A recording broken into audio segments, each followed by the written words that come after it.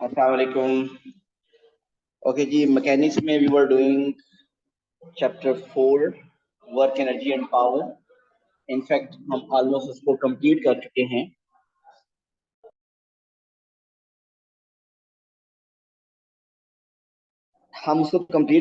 उसके पास ऊपर कुछ क्वेश्चंस कर रहे थे। आप बताइए, आप लोगों ने अगर कोई क्वेश्चन किया है, आमिना, हादी, अहमद, माहबूब, बाकी सब बताइए। तो सर कोई जी वो प्रॉब्लम उसमें पार्शल है तो क्वेश्चंस पहले हैं। वो डिस्कस कर लें। ओके, पहले उस टॉपिकल को पहले जो मैंने बुक सेंड की है उसकी बात कर लेते हैं, और अगर उसमें से नहीं, उसमें सब क्लियर है तो फिर आगे चलेंगे। अटेम्प्ट किए माहगुल ने, अहमद, कुछ ही वैसे रहते थे, सारे क्लास में हो चुके थे। 3-4 ही मेरे रहते थे, सारे क्लास में हम कर चुके हैं।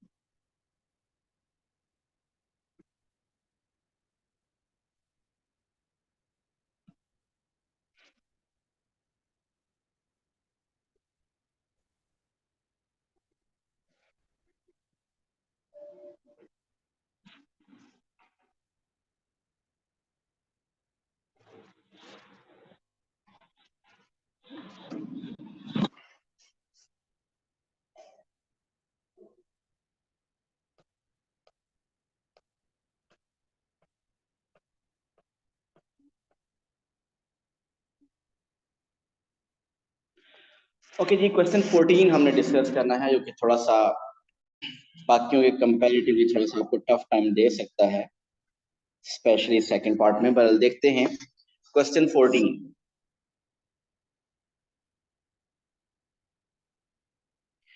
A, B, and B, C are straight roads inclined at 5 degree to the horizontal and 1 degree to the horizontal respectively. A and C are at the same horizontal level and D is 45 meter above the level of A and C. See diagram which is not to scale.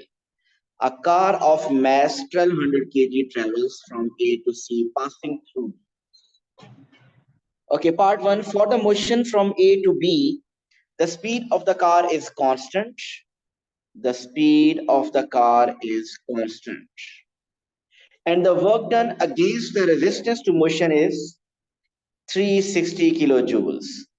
Find the work done by the car's engine from A to B. So आपको इस path के लिए when the car was moving up the plane, so इसके लिए आपको find करनी है work done by the car engine, work done by driving force find करनी है। Okay, let's start. Let's apply energy equation here for part 1. G, we want to find work done by driving force.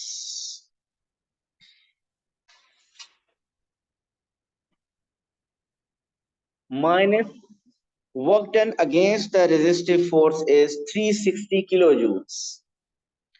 360 kilojoules. 360,000. 360,000 joules. This is work done by resistive force is equal to gain in potential energy. What is the gain in potential energy? आप देखें तो gain in potential energy क्या होता है, mgh। mass कितना है इसमें 1200, g is 10 and h is 45. So this is gain in potential energy. Okay, what about kinetic energy, loss or gain? Neither loss nor gain because the speed is constant. So ये energy equation complete होगी। यहाँ से आपके पास use your calculator and find the work done by driving force. Calculator use कीजिए और बताइए answer.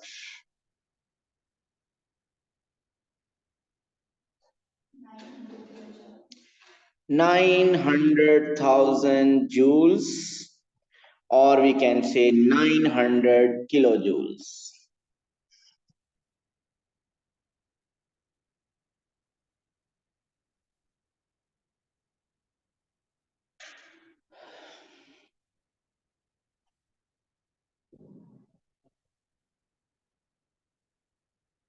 जी part 1 clear है। Okay part 2।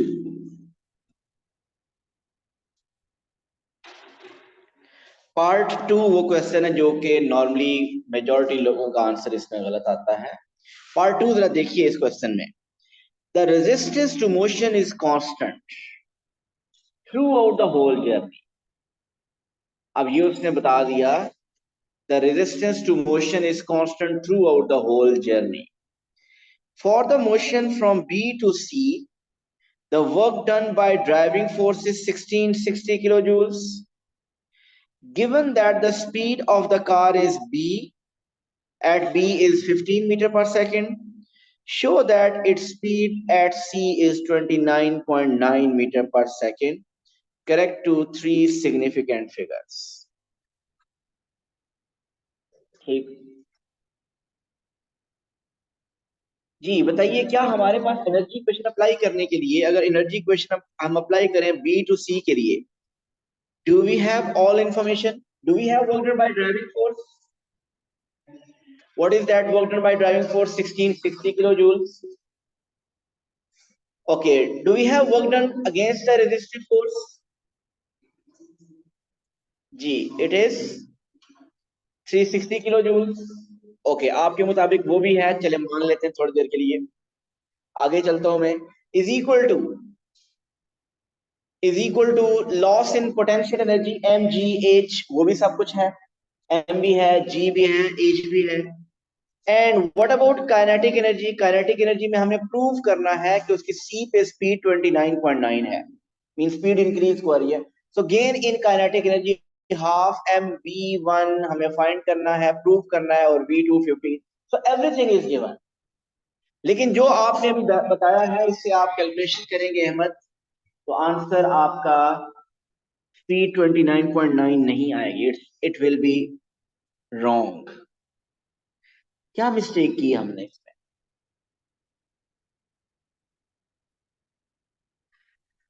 जिस तरह आपने बताया work done by driving force में अगर 1660 लिख दें, work done against the resistive force में अगर आप 360 लिख दें, और बाकी gain in potential loss in gain in kinetic loss in potential लिखते हैं, तो आपके पास, मैं आपको बता रहा हूं, आंसर गलत आएगा।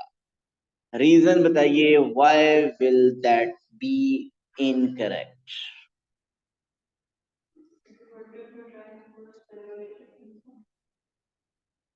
नो, हम ये 1660 यूज करेंगे ना, हम पहले वाला यूज ही नहीं करेंगे, हम तो ये यूज करेंगे।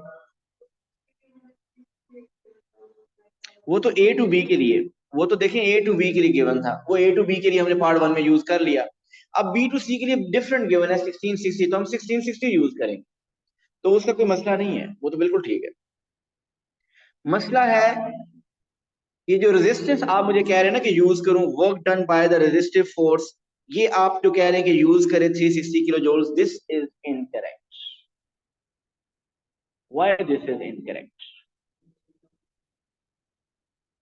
आपके पास रीजन ये है कि मैं आपको बता रहा हूं कि जो work done against A to B था 360 किलो जूल्स, जो यहाँ पे 360 किलो जूल्स था, वो इधर 360 किलो जूल्स नहीं है। आप मुझे बताइए क्यों नहीं? Prove me wrong. मैं कह रहा हूं कि नहीं है।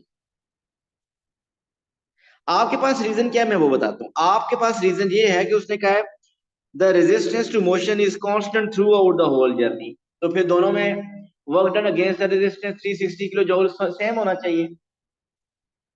ऐसा ही रीजन है ना आपके पास। लेकिन अच्छी तरह क्वेश्चन पढ़िए, उसने कहा the resistance to motion is constant throughout the whole journey, work done against the resistance is constant, ये तो नहीं उसने बताया ना। रेजिस्टेंस दोनों में ए से बी और बी टू सी जो रेजिस्टेंस टू मोशन है वो कांस्टेंट है, बट ये रेजिस्टेंस टू मोशन नहीं है, ये एनर्जी है, ये basically work done against the resistance है। आपको मैं बता रहा हूं कि दोनों में वर्क डन डिफरेंट होगा। क्यों वर्क डन डिफरेंट होगा? क्योंकि वर्क क्या होता है? F into D. वर्क होता है एफ इंटू डी, और दोनों केसेस में फोर्स तो सेम है, रेजिस्टेंस तो कांस्टेंट है, बट दोनों में डिस्टेंस डिफरेंट है। ए से बी डिस्टेंस डिफरेंट है और B to C distance different है। ये बात किसको समझ नहीं आई?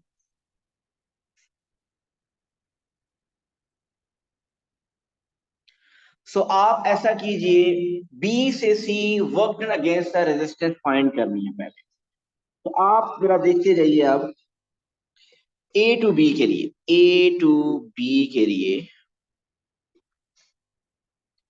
Work is equal to F D अगर हम अप्लाई करें। वर्क इज, वी नो कि A to B the work done against the resistance, ये अगेंस्ट द रेजिस्टेंस है 360 kilo joules. What is the force हमें नहीं पता। What is the distance? Distance बता सकते हैं कितना है? ये डिस्टेंस आप ऐसा करें, d1 कर लें, इसमें आप लगा लें साइन रेशियो लगा लें। जी मुझे साइन रेशियो लगा के बताइए, sign 5 is equal to d1/45। ये डिस्टेंस 1 कितना आ रहा है?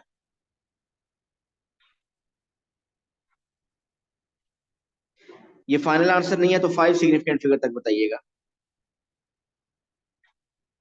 45 इंटू साइन 5,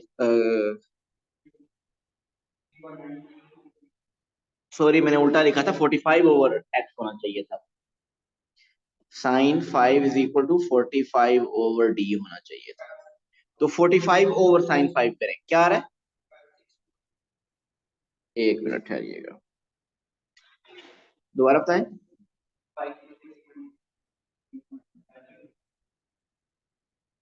सो यहां से आपको ए से बी रेजिस्टिव फोर्स पता चल जाएगी। बताइए ये रेजिस्टिव फोर्स कितनी है?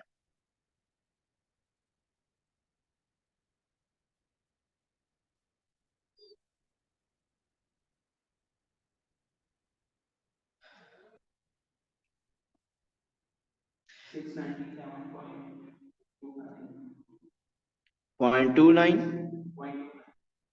25 या 29? 25। सो ये है resistive force from A to B. तो बताइए B to C resistive force क्या होगी? B to C B resistive force यही होगी। मतलब उसने कहा है ना रेजिस्टिव फोर्स तो कांस्टेंट है 697.25, लेकिन वर्क डन क्या होगा? वो डिफरेंट होगा। वर्क डन होगा रेजिस्टिव फोर्स टाइम्स डिस्टेंस। अब आप ये डिस्टेंस फाइंड करें, B to C distance find कीजिए। बी टू सी भी डिस्टेंस कैसे फाइंड करेंगे? Sine 1 is equal to 45 over distance. So ये डिस्टेंस बताइए कितना आ रहा है? 45 डिवाइड बाय साइन 1,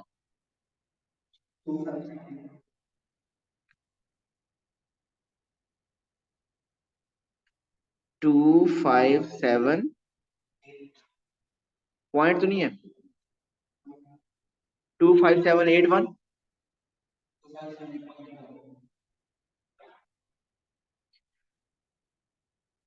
2578.4 बता रहे हैं आप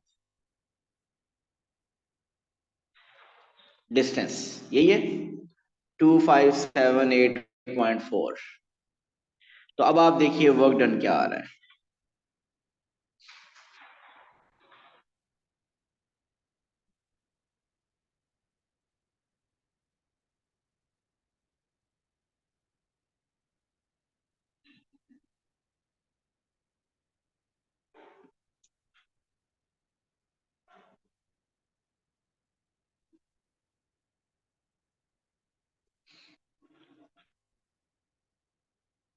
क्या आ रहा है अभी work done against the resistance? दोबारा बोल हैं, work done against the resistance जो आई है 697.25 को आपने जो डिस्टेंस बताया है, ये डिस्टेंस करेक्ट है? 2578.4। ओके, इसको मल्टीप्लाई करें, बताइए क्या आ रहा है।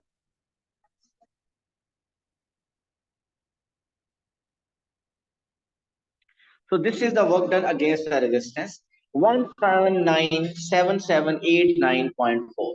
ये आपका सिर्फ स्टैंडर्ड फॉर्म में होगा, बाकी वही। सो आपको ये हमारे पास आ रहा है work done against the resistance from B to C. Please यहां तक पहले बताइए कंफर्म है? आपको क्वेश्चन में गिवन था कि resistive force from A to B and B to C throughout constant है। अगर रेजिस्टिव फोर्स कांस्टेंट है, इसका मतलब वर्क डन कांस्टेंट नहीं है। वर्क डन भी तभी इक्वल होगा, कांस्टेंट होगा, जब दोनों का डिस्टेंस ट्रेवल सेम होगा। लेकिन अगर डिस्टेंस ट्रेवल डिफरेंट तो वर्क डन डिफरेंट। सो अब आप वो अप्लाई कीजिए एनर्जी इक्वेशन। अब आपको इंफॉर्मेशन जो गिवन है, वर्क डन वगैरह की सारी जो इंफॉर्मेशन है वो आप यूज कीजिए।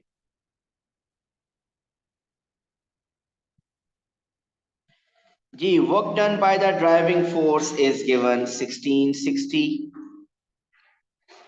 Kilo joules minus work done against the resistive force, अभी हमने फाइंड किया 1797789.4 is equal to gain in kinetic energy half, mass कितना था इसका?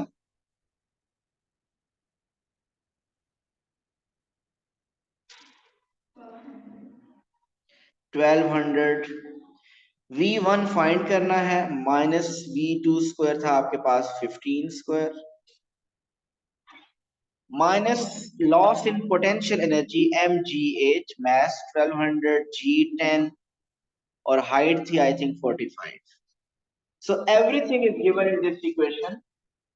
तो अच्छी तरह इस कैलकुलेशन को अब आगे सॉल्व करें और आप फाइंड करें स्पीड V1, और वो आनी चाहिए 29.9।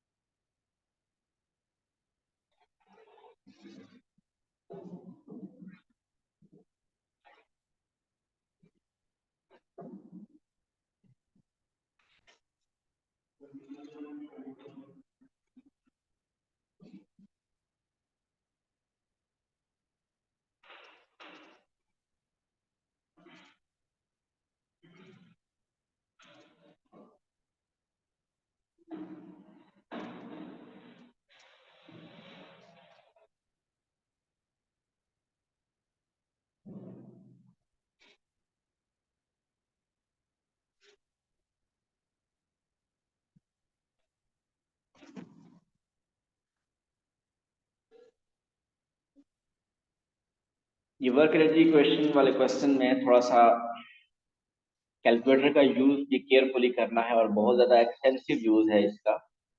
तो एक जीरो कम या ज्यादा डालने से आपका सारा आंसर गलत हो सकता है। सो केयरफुली आप इसी कैलकुलेशन कीजिए।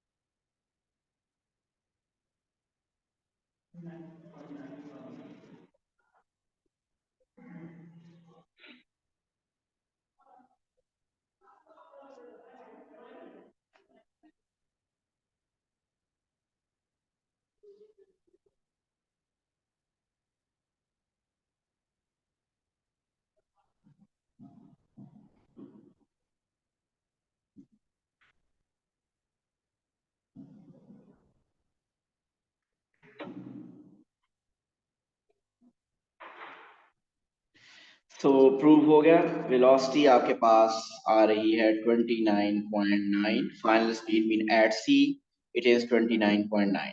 जी, सबके आ रहे हैं आंसर ये? ओके जी, third part.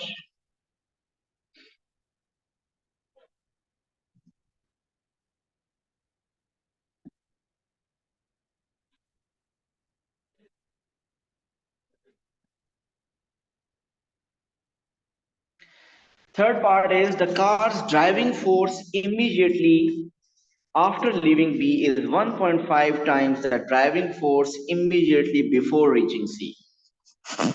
Immediately before reaching C या B के ऊपर ही आप कह सकते हैं. So driving force at B is 1.5 times the driving force at C. I'm reading the statement again. It says the car's driving force, not speed, driving force immediately after leaving B is 1.5 times the driving force immediately before reaching C. Find correct to two significant figures. The ratio of the power developed by the car's engine immediately after leaving B to the power developed immediately before reaching C.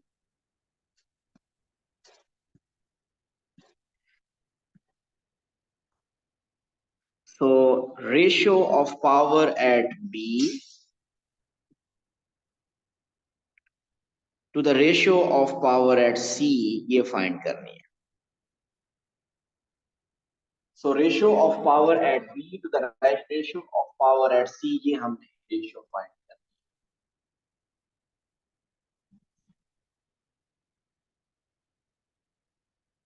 अब बताइए power की ratio find करनी हो तो power किसकी equal होता है F V. Power is equal to FV. Mean power at B is equal to driving force at B and velocity at B. Power at C is equal to force at C, velocity at C. ऐसे ही है. So अगर आप ऊपर वाला expression देखें तो उधर से आपके पास we are getting FB ratio FC is 1.5. FB ratio FC is from this ratio of driving force at B to the ratio of driving force at C is 1.5. तो आप इस कंप्लीट की जगह क्या लिख सकते हैं F B over F C. ये जो F B over F C है इसकी जगह आप क्या लिखते हैं 1.5.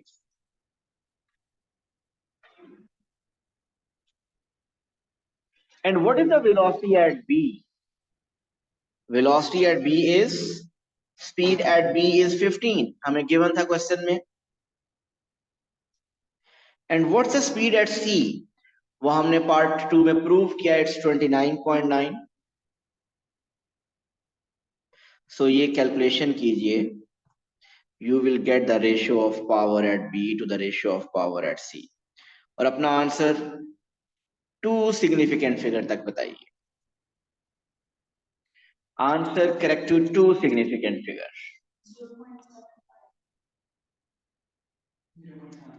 0.75.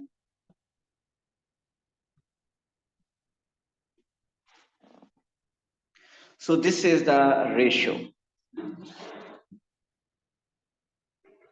जी क्लियर है इस क्वेश्चन सबको.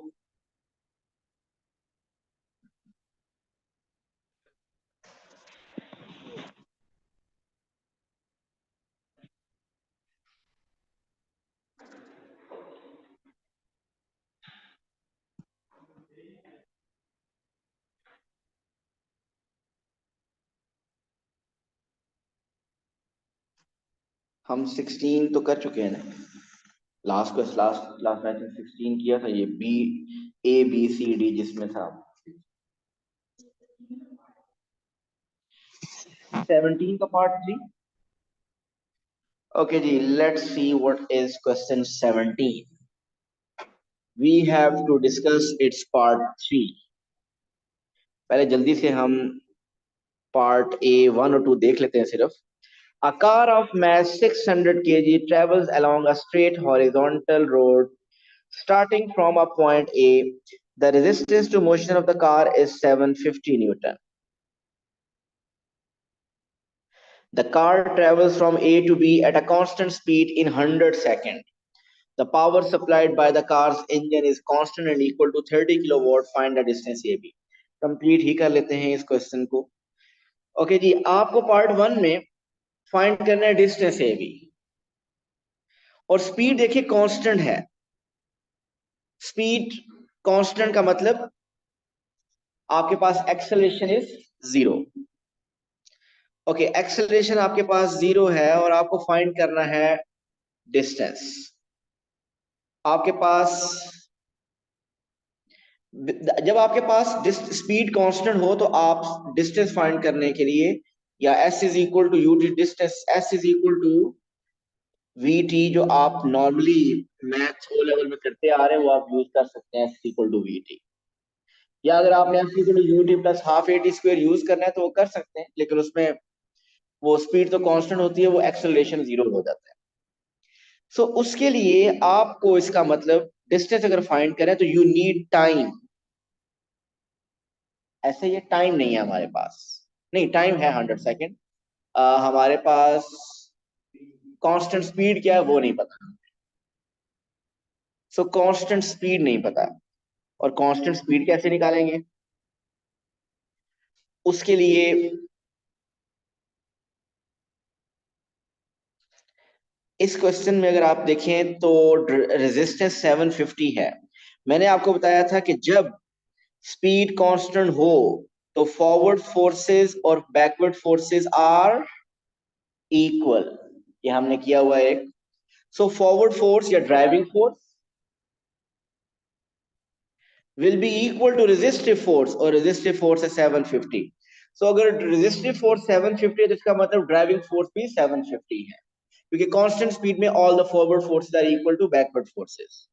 तो ड्राइविंग फोर्स 750 का मतलब अब पावर इज इक्वल टू होता है एफ वी। पावर आपको गिवन है 30,000 वॉट, ड्राइविंग फोर्स 750, तो यहां से आपको स्पीड पता चल जाएगी। सो 30,000 ओवर 750 से what's the speed?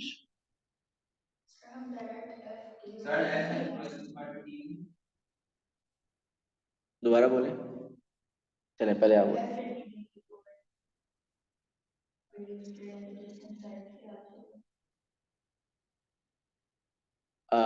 Distance find करने के लिए अगर हमारे पास है F into driving force is work है हमारे पास, नहीं दोबारा बोलिए आप। एफ डी ओवर टी या डब्ल्यू ओवर टी एक ही बात, ये उसी से ही आपका बिल्कुल वो कर सकते हैं, ये जो एफ वी है उसी से जनरेट हुआ है, बिल्कुल आप कर सकते हैं। तो अगर आप वो करना चाहते हैं तो बिल्कुल ठीक है। स्पीड यहाँ से बताइए क्या आ रही है? 30,000 डिवाइडेड बाय 750,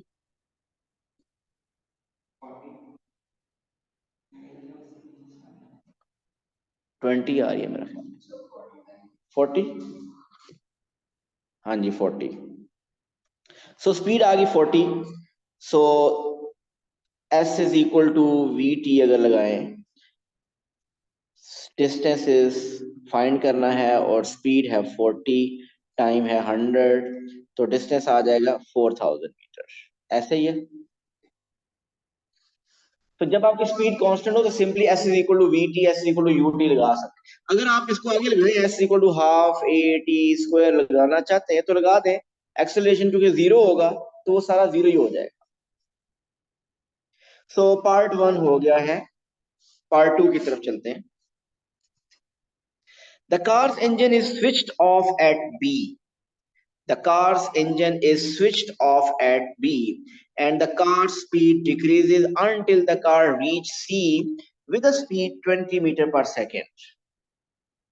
तो आपको पता है B पे उसकी कांस्टेंट स्पीड थी और वो कांस्टेंट स्पीड आपने फाइंड की है 40 मीटर पर सेकेंड, और C पे उसकी स्पीड है 20 मीटर पर सेकेंड। फाइंड करना है distance BC।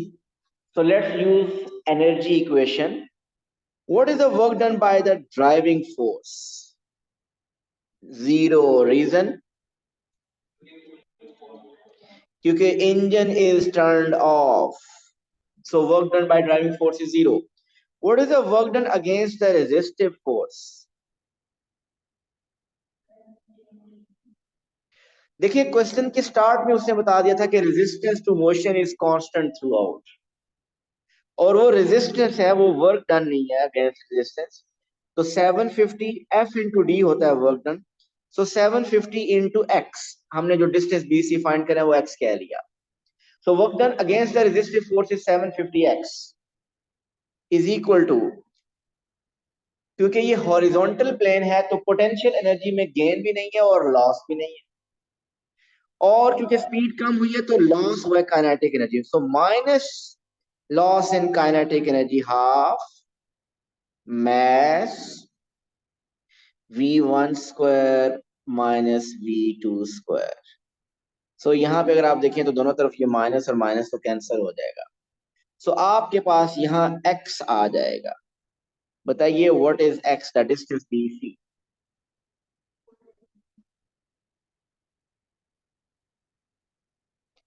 So distance from B to C is 480 meters.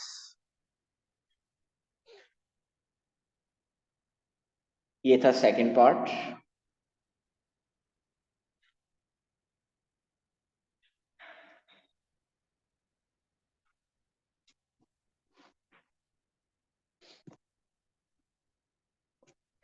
Third part is the car's engine is switched on at C and, and the power it supplies is constant। अच्छा, सी पे दोबारा engine on हो गया, power it supplies is constant, power constant है, वो कितनी है 30 kilowatt. The car takes 14 seconds to travel from C to D and reach D with a speed of 30 meter per second, find the distance C। Okay, अब हम बनाते हैं सी से D के लिए। सी पे अगर आप देखिए तो स्पीड हमें पता थी 20 शायद, और डी पे स्पीड है 30, काइनेटिक एनर्जी में गेन हो रहा है, और यहाँ पे हमें पता है कि टाइम इज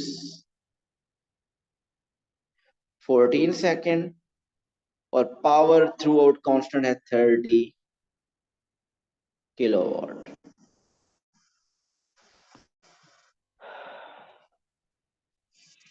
मैं अगेन एनर्जी इक्वेशन अप्लाई करना चाहता हूं, उससे डिस्टेंस आ जाएगा, लेकिन अब एनर्जी इक्वेशन अप्लाई करने के लिए I need work done by driving force, और work done by driving force मेरे पास नहीं, क्योंकि मुझे ड्राइविंग फोर्स नहीं पता। सो आप पावर क्योंकि गिवन है तो power is equal to work per unit time, P is equal to W over T apply अगर करें, power generated by the engine put करें यहाँ पे 30,000 वॉट और टाइम पुट करें 14 सेकेंड, तो आपको वर्क मिल जाएगा done by the driving force. वो वर्क बताइए क्या आ रहा है।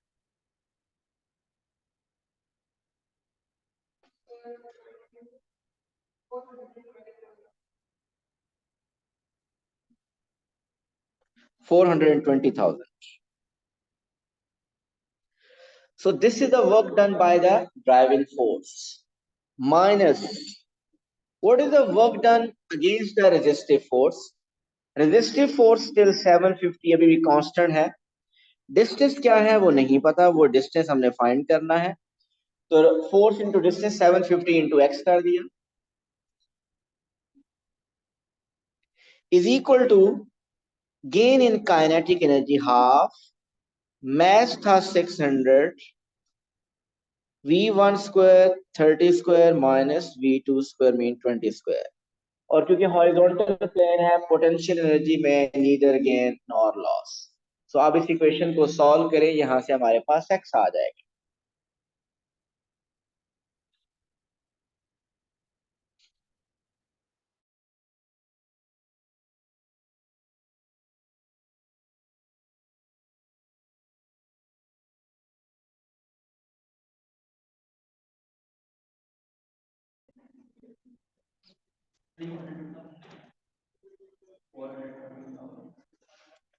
ये यहां से मल्टीप्लाई कर वर्क आ जाएगा।